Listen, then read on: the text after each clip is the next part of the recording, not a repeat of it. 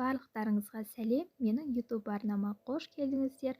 Бүгін сіздермен үй жағдайында сочный, хрустящий, тойымды лавашты бірге әзірлейтін боламыз. Видеомды соңына дейін қарап, қолдап кетуді ұмытпаңыз. Ол үшін бізге ең алдымен қызанақ, қияр, тауық еті, майонез, кетчуп, қамыр және фри қажет болады. Ендеше бастайық. Ең алдымен қамырларымызды өзімізге ыңғайлы етіп жайып шығатын боламыз.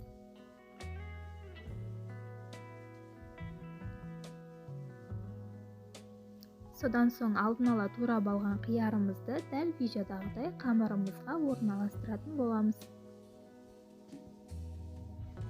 Енді туралған қызанақтарымызды да 3-4 бөліктен қиярымыздың үстіне орналастырып шығамыз.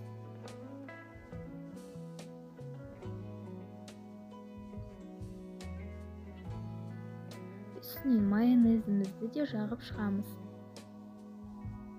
Рецептінің толық нұсқасын төменгі описание бөлімінде қалдырамын, сол жерден қарап жасасаңыздар болады. Майонезіміздің үстіне енді фриімізді орналастырып шығамыз.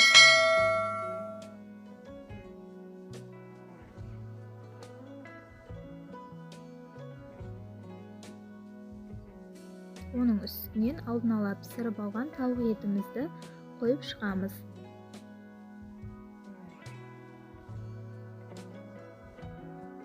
Етті өз қалауыңызша кез келген етті пайдаланып сала берсеңіздер болады.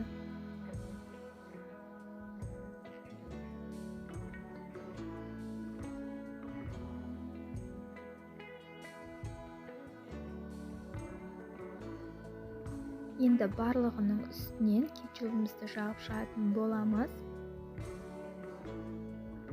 Майонез бен кетчупты көбірек сепсеңіз, лаваштарыңыз сочный болып шығатын болады.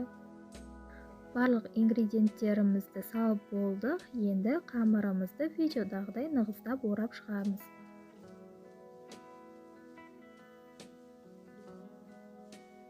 Біз лаваштарымызды орап болғанша мен мультипечкамды қыздырып қойдым.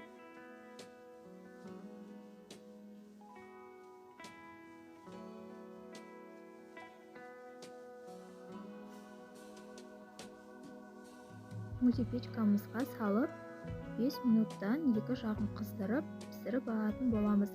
Егер сіздерде мультипечка болмаса, газге сковородканы қыздырып, лаваштардың екі бетін қызартып алып жасасаңыздар да болады.